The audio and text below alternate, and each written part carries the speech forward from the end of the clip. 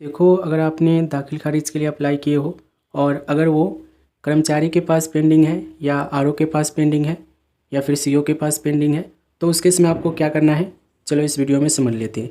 तो एक एक केस को यहाँ पे हम रियल में देखेंगे। जैसे कि यहाँ पे हम स्टेटस चेक कर लेते हैं, स्टेटस में क्या बता रहा है। जैसे कि यहाँ पे हम देखोगे, मैंने आपको पहले बताया हूँ, स्टेटस चेक करना है अगर आपको, तो उस केस में इस वेबसाइट पे आ जाना। लिंक आपको वीडियो के डिस्क्रिप्शन में मिलेगा। यहाँ से हम अपना ज़िला सेलेक्ट कर लेंगे, जो भी हमारा ज़िला है, और उसके बाद यहाँ पे अपना अंचल सेलेक्ट कर लेंगे।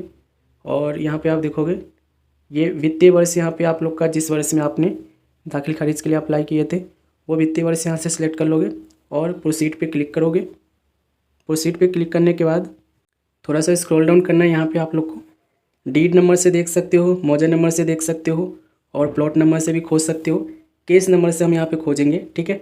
केस नंबर से आप लोग को खोजना है। केस नंबर आप लोग के रिसिप्ट पे मिल जाएगा, जो आप लोगों ने दाखिल खारिज किया था उसके रिसिप्ट पे आप लोग देख लेना, केस नंबर आपको मिल जाएगा। जैसे कि यहाँ पे हम अपना केस नंबर डाल देते हैं और केस नंबर डालने के बाद आपको सिंपली क्या करना है, जैसे कि केस नंबर हमने डाल दिया है। ये केस नंबर डालने के बाद आपको सिंपली क्या करना है, ये कैप्चा जो है ना, ये कैप्चा जो आपको मिल रहा है सुरक्षा कोड के नाम से, इसको प्लस करके आपको सर्च पर क्लिक करना है। सारी चीज़ें सही होगी तो यहाँ पर आप लोग को ये दिखा देगा कि आप लोग का स्टेटस क्या है।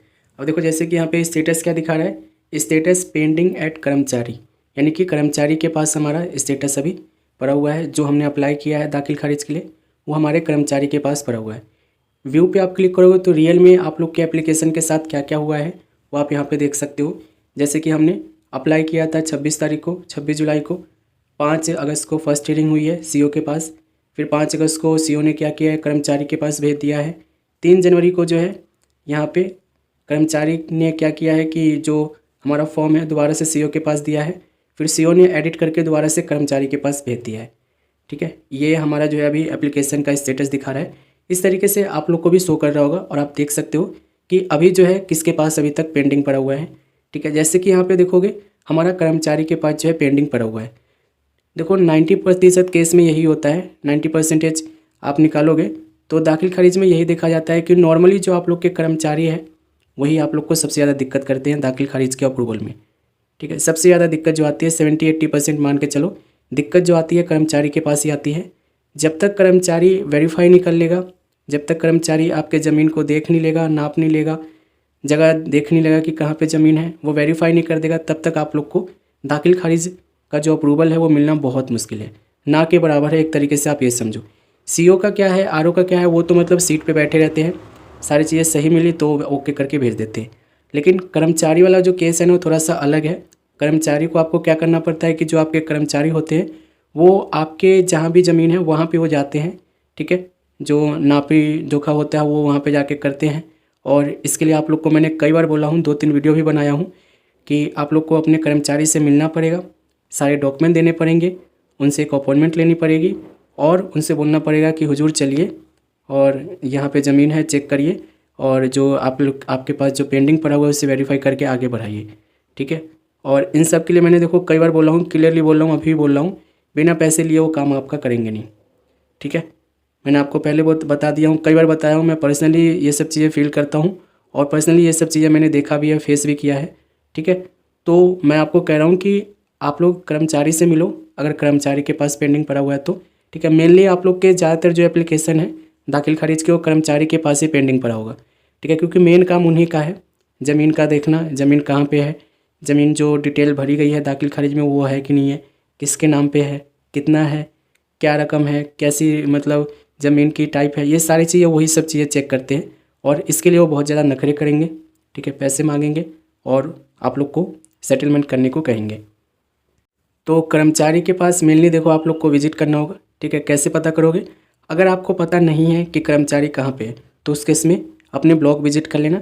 ब्लॉक में चले जाना, उनसे पूछना कि मैं इस गांव से आया हूँ, इस गांव का कर्मचारी कौन है, ठीक है। अपने गांव का नाम बता देना, ब्लॉक में किसी को भी बता देना जो भी आपको मिले, जो अथॉराइज पर्सन हो, जो अधिकारी हो वहाँ का, उनसे बोलना कि मैं इस गाँव से आया हूँ, इस गाँव के कर्मचारी कौन है, ठीक है। नॉर्मली वहाँ पर एक लिस्ट लगी होती है, लिस्ट में आपका नाम भी, आपके गाँव का नाम, आपके गांव के कर्मचारी का नाम, मोबाइल नंबर, ये सब दिया जाता है, उनसे कांटेक्ट कर सकते हो। और नॉर्मली आप लोग को जो है कर्मचारी आपके गांव के किसी स्पेशल एरिया में जो होता है ना, जैसे कि बाज़ार हो गया, ऐसी जगह पे वो बैठते हैं।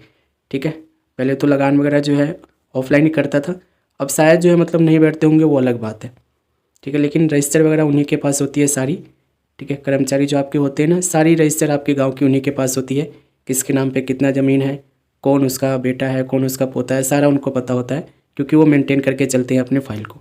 अब तो काफ़ी सारी चीज़ें ऑनलाइन हो गई है, तो बहुत अच्छी बात है कि जो दलाली होती थी बीच में वो धीरे धीरे कम होगी और ऑनलाइन चीज़ें होनी चाहिए। ठीक है, ताकि आप लोग को पता चले कि रियल में कितना पैसा लगता है और ये कितना मांगते हैं हमसे। ठीक है, ऑनलाइन चीज़ें जब तक पूरी तरह से डिजिटलाइज नहीं हो जाता है तब तक आप लोग को ये सब चीज़ें फेस करनी पड़ेगी, ये जो दलाली वगैरह होती है इसको। ठीक है, अब देखो यहाँ पे अगर आपका, यहाँ पे मैंने आपको बोला कि अगर आपका जैसे कि कर्मचारी के पास है तो कर्मचारी से मिलो, सीईओ का है तो सीईओ का तो सिंपल है कि आप सीईओ के पास मतलब ऑफिस में विजिट कर लो।